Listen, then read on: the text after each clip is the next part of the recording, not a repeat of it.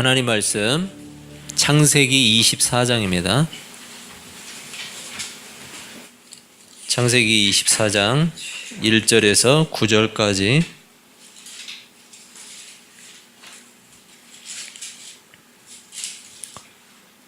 창세기 24장 1절에서 9절까지 우리 한 절씩 교독하도록 하겠습니다. 아브라함이 나이가 많아 늙었고 여호와께서 그에게 범사에 복을 주셨더라. 아브라함이 자기 모든 소유를 맡은 늙은 종에게 이르되 청하건대 내 허벅지 밑에 네 손을 넣어라. 내가 너에게 하늘의 하나님 땅의 하나님이신 여호와를 가리켜 맹세하게 하노니 너는 내가 거주하는 이 지방 가나안 족속의 딸 중에서 내 아들을 위하여 아내를 택하지 말고 내 고향 내 족속에게로 가서 내 아들 이삭을 위하여 아내를 택하라. 종이 이르되 여자가 나를 따라 이 땅으로 오려고 하지 아니하거든 내가 주인의 아들을 주인이 나오신 땅으로 인도하여 돌아가리이까. 아브라함이 그에게 이르되 내 아들을 그리로 데리고 돌아가지 아니하도록 하라. 하늘의 하나님 여호와께서 나를 내 아버지의 집과 내 고향 땅에서 떠나게 하시고 내게 말씀하시며 내게 맹세하여 이르시기를 이 땅을 내 씨에게 주리라 하셨으니 그가 그 사자를 너보다 앞서 보내실지라 네가 거기서 내 아들을 위하여 아내를 택할지니라. 만일 여자가 너를 따라오려고 하지 아니하면 나의 이 맹세가 너와 상관이 없나니 오직 내 아들을 데리고 그리로 가지 말지니라. 같이 읽습니다. 그 종이 이에 그의 주인 아브라함의 허벅지 아래에 손을 넣고 이 일에 대하여 그에게 맹세하였더라. 아멘. 여러분 잘 지내셨죠? 한 주간? 네. 건강한 얼굴 보기 좋습니다. 지난주 본문에서 우리는 23장에서 무엇을 봤냐면 사라의 죽음을 봤어요. 사라가 죽었던 사라의 죽음을 봤는데 그런 상황 가운데에서도 언약에 대해서 전혀 흔들림이 없는 그런 아브라함의 확고한 신앙을 우리가 볼 수 있었죠. 지난주 제목이었죠. 기꺼이 바가지를 쓰는 사람들. 여러분 기꺼이 바가지를 쓰고서라도 막벨라 굴을 구입한 아브라함의 태도에서 우리는 언약의 땅에 대한 그의 확신을 읽을 수가 있었어요. 여러분 혹시 바가지 많이 쓰고 오셨나요? 네?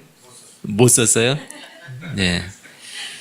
계속해서 주님을 위한 바가지라면 기꺼이 쓰고 사시는 우리 아둘람 사람들이 되시길 바랍니다. 오늘 본문 24장은 아브라함이 나이가 많아서 늙었다라는 말로 시작을 하고 있어요. 아브라함이 나이가 많아서 늙었다. 여러분 아브라함의 시대가 저물고 있다는 거죠. 아브라함의 시대가 이제 끝나고 있다. 이것을 표현해 주는 말이에요. 아브라함이 나이가 많아서 늙었다. 그리고 이삭의 아내를 구해주기 위해서 오늘 본문에서는 이삭의 아내를 구하기 위한 어떤 일종의 계획을 세우는 일을 하는데 이러한 정황을 통해서 알 수 있는 게 뭐냐면 아브라함의 시대가 가고 이제 이삭의 시대가 오고 있다라는 것을 본문을 통해서 보여주고 있어요. 여러분 이삭의 아내를 구하는 임무를 맡게 된 종의 이름이 구체적으로 나오진 않아요.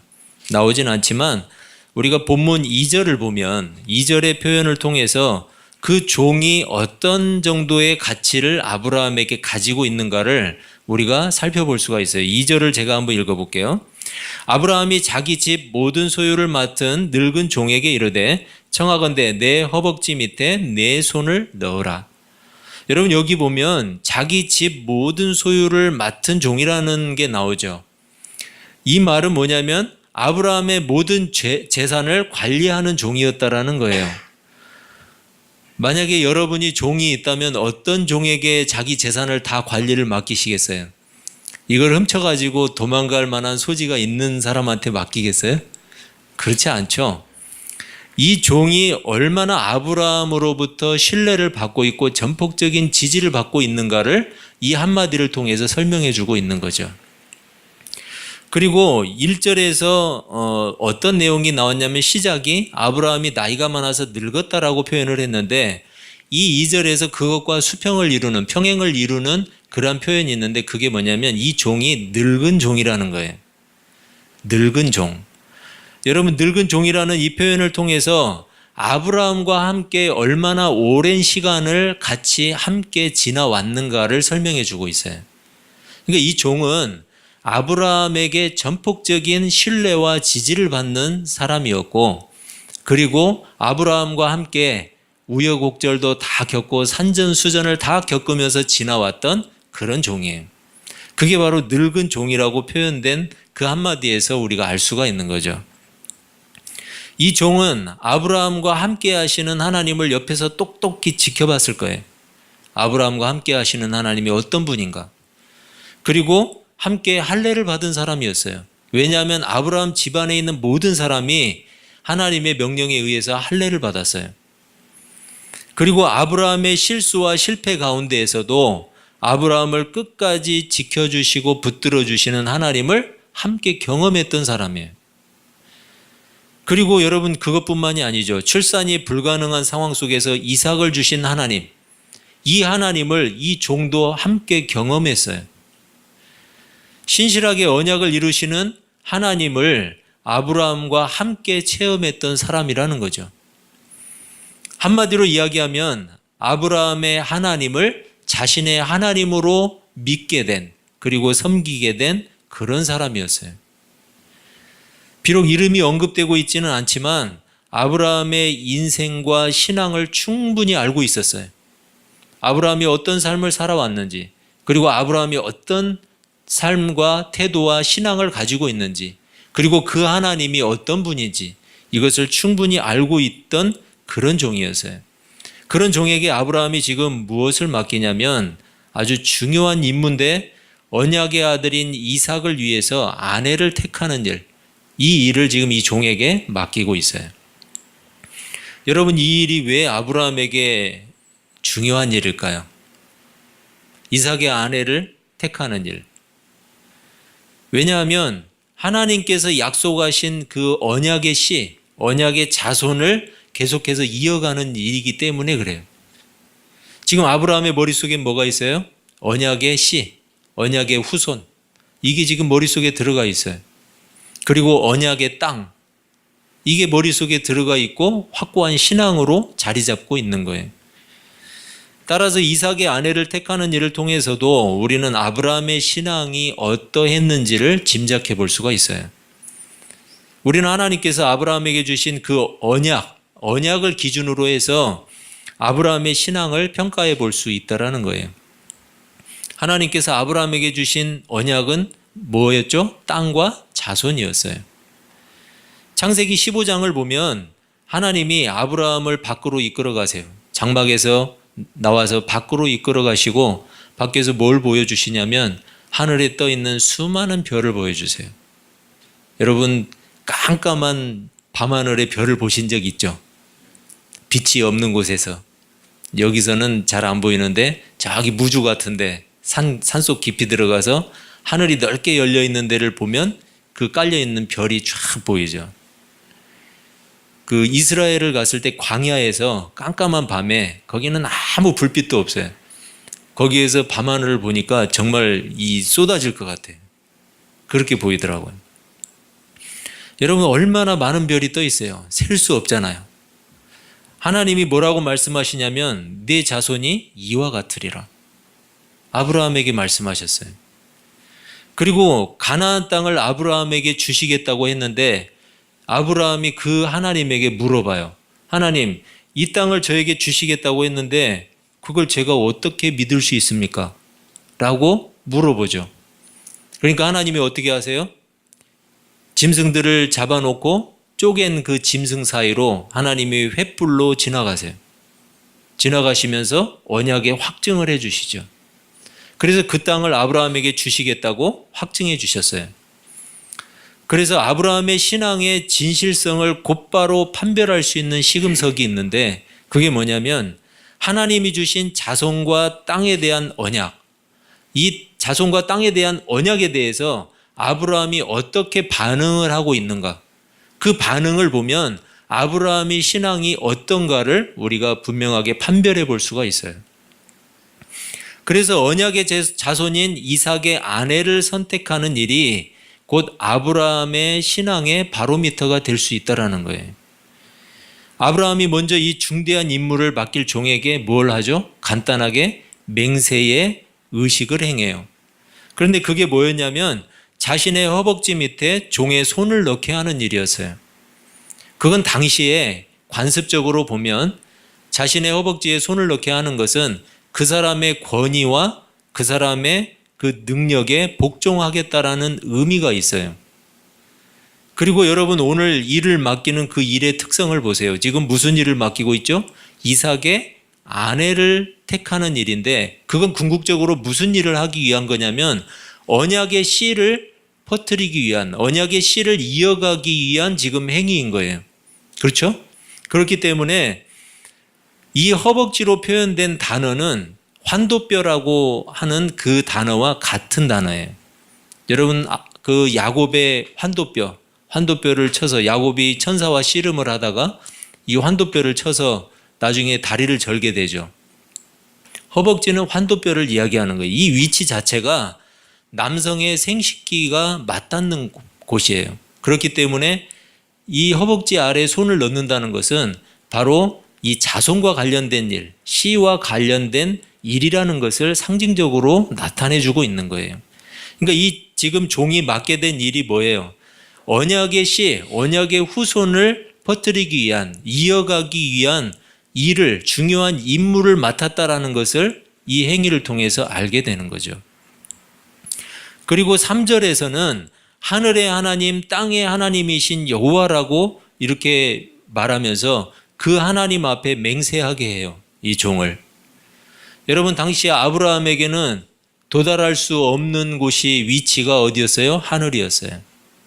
요즘에는 뭐 비행기도 날아다니고 우주선도 날아가고 하기 때문에 가지만 여러분 그 하늘이 아니죠.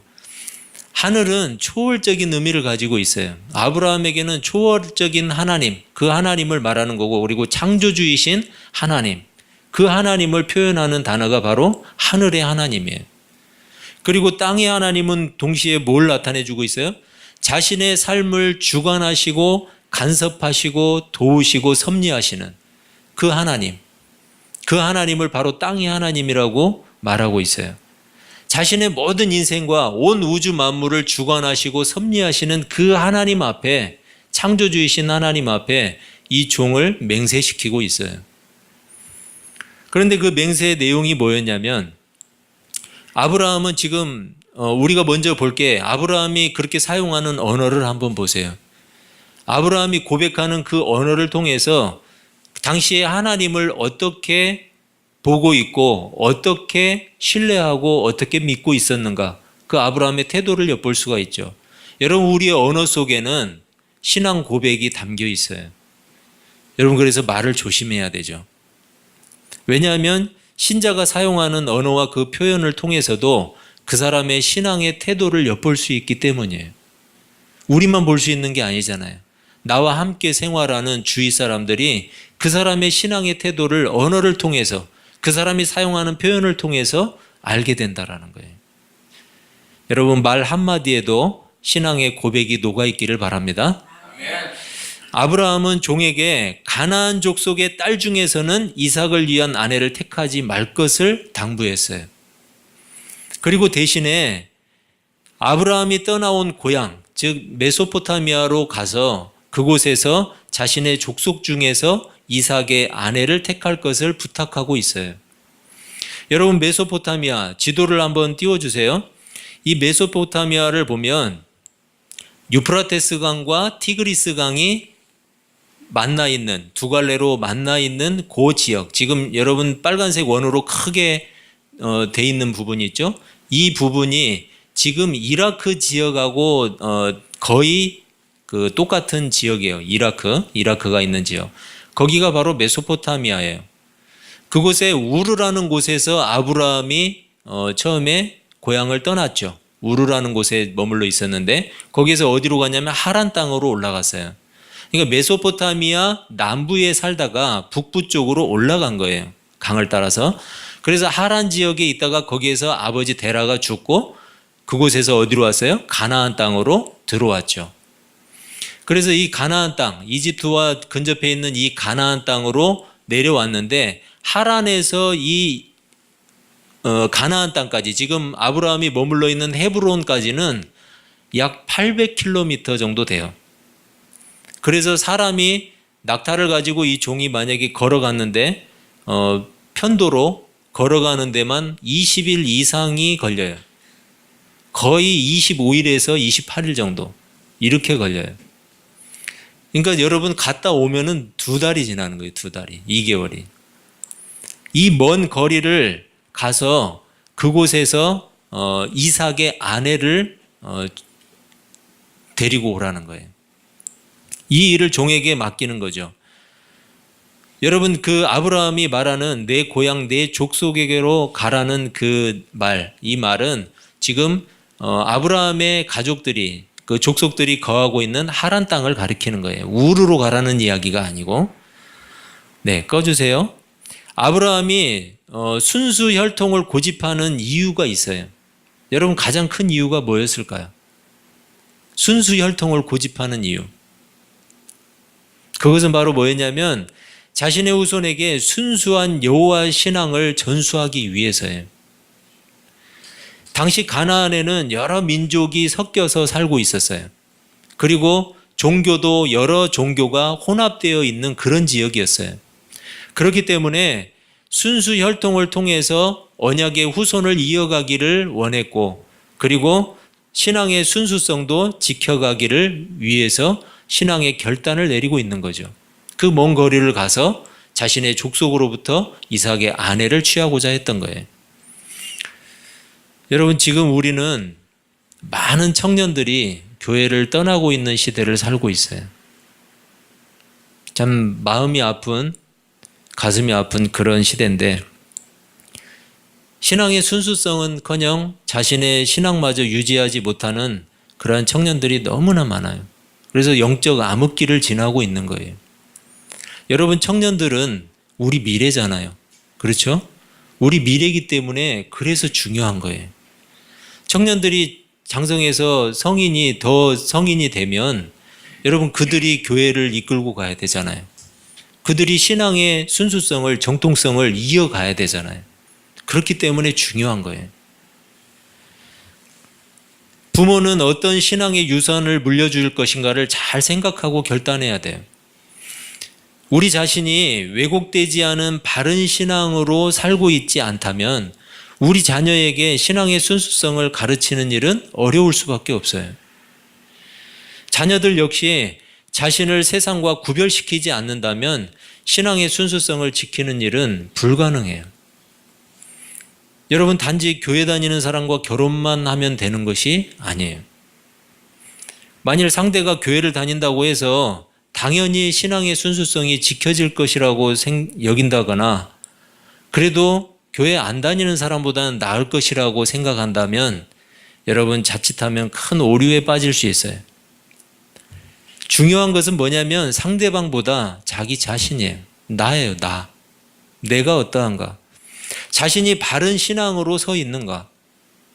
그리고 바른 신앙의 순수성을 분별하고 있는가.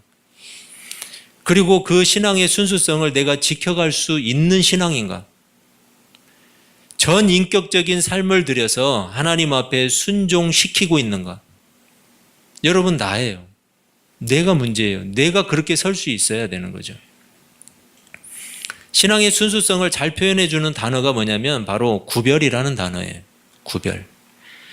여러분, 구별이라는 단어는 히브리어로 카다시인데, 카다시 말고 카도시라는 단어가 있어요. 이 카도시라는 단어는 뭐냐면 거룩이라는 뜻이에요. 여러분, 거룩이라는 뜻과 구별이라는 뜻의 그 히브리어 단어가 동일한 어원을 가지고 있어요. 무슨 말이냐면 거룩하다는 것은 세상과의 구별을 말하는 거예요. 여러분, 세상과 구별하라고 그랬더니 세상하고 무리지어서 분쟁하고 차별하고 대립하라는 말이 아니에요. 세상의 시각으로 볼 때 분명히 교회는, 신자는 달라야 된다라는 거죠. 세상과의 다름이 교회가 가져야 할 신앙의 순수성이에요. 혹시 세상은 부정직할지라도 교회는 정직해야 돼요. 혹시 세상은 음란할지라도 교회는 순결해야 돼요. 혹시 세상이 자신의 유익만을 구하여도 교회는 끝까지 섬김의 삶을 유지할 수 있어야 돼요. 전에는 우리 모두가 세상에 속해 있었지만 여러분 이제는 하나님께 속한 사람이 되어야 돼요. 하나님이 말씀하셨어요. 내가 거룩하니 너희도 거룩하라. 너희가 거룩한 존재가 아닌데 열심히 노력해서 거룩해지라는 말이 아니에요. 너희는 이미 거룩한 존재라는 거예요. 내가 거룩하기 때문에 너희는 나에게 속해 있기 때문에 너희는 거룩하다라는 거예요. 그래서 그 거룩을 가지고 살라는 거죠. 구별하라는 거죠. 다르게 살라는 거죠. 다르지 않고 구별되지 않으면 거룩하지 않은 거예요. 세상은 신자가 자신과 다르다는 것을 볼 때 자신의 오류를 깨닫게 돼 있어요. 신자가 자신과 달라야 돼요. 똑같으면 자신의 잘못을, 오류를 깨닫지 못해요. 세상은 교회가 세상과 구별된 것을 봐야만 교회로 나오게 돼 있어요. 여러분 구별되지도 않는데 누가 교회로 나오고 싶겠어요? 교회가 달라야죠. 그래야 교회를 나오죠. 세상은 그리스도인의 거룩한 삶을 통해서 하나님을 보게 돼요. 아브라함은 혹시 자신의 족속 중에서 이삭의 아내를 구하지 못하더라도 어떻게 하라고 그래요? 이삭을 데리고 가라고 그랬어요? 이삭을 절대로 그 메소포타미아 땅으로 데리고 돌아가지 말라고 이야기해요. 대신 7절에서 이렇게 말해요.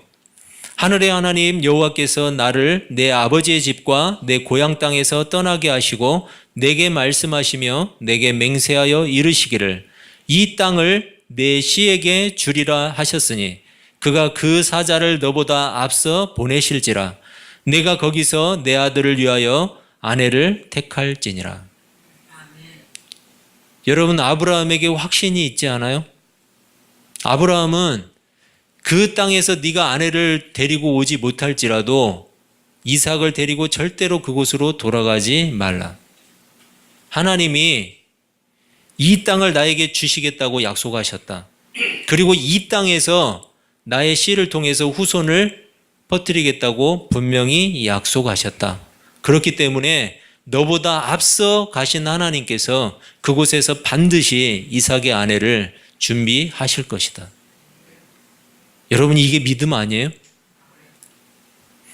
아브라함은 이제 어떤 일이 있어도 하나님께서 자신에게 주신 땅과 자손에 대한 언약만큼은 놓치지 않는 사람이었어요. 절대로 손톱만큼도 의심하지 않는 사람이 되었어요. 여러분 아브라함이 본래 그랬어요? 전에는 그러지 않았어요. 이것이 바로 아브라함의 절대적이고 전인격적인 신앙이에요. 그래서 아브라함은 이삭의 신부감 역시 하나님께서 미리 예비하실 것이라고 확신하고 있어요. 여호와 이레. 왜냐하면 아브라함은 이미 출산이 불가능한 자신에게 아들을 주신 하나님을 경험했어요. 그리고 모리아산에서 어떤 일이 있었어요? 자신의 아들을 제물로 드리려고 할 때 그 아들을 다시 살려주시고 아들을 위해서 하나님이 한 순양을 준비해서 그 양으로 번제를 드렸어요. 하나님이 미리 준비하셨어요. 여러분 이제 자신이 섬기는 그 하나님이 또한 이삭의 아내를 미리 준비하시고 자신의 후손을 이어갈 것이라고 확신하고 있어요. 신자의 믿음의 자신감은 어디에서 올까요? 자기 자신이 확신만 가지면 되나요? 여러분 막연하고 불투명한 자기 확신에서 신자의 자신감은 올 수 없어요. 신자의 자신감은 하나님을 경험할 때 얻을 수 있어요. 하나님을 경험할 때. 이 세상을 살아가는 모든 사람에게는 크고 작은 문제들이 있어요. 여러분도 있으시죠? 크고 작은 문제들 얼마나 많아요. 다 있어요. 없는 사람 없어요. 대부분의 신자들은 뭐라고 생각하냐면 그 크고 작은 문제들을 해결해 줄 때 하나님을 경험할 수 있다고 생각해요. 여러분 정말 그럴까요? 그렇지 않아요. 사실 신자들이 많은 경우 하나님이 침묵하시는 것과 같은 상황을 경험해요. 여러분 그렇지 않아요? 여러분에게는 날마다 나타나서 너 이쪽으로 가라 저쪽으로 가라 너 이거 이렇게 해라 저렇게 해라 너 이거 먹어라 저거 먹어라 하나님이 그러시던가요? 여러분 많은 상황 가운데 신자들은 하나님이 침묵하시는 것과 같은 상황을 경험해요. 당황하기도 해요.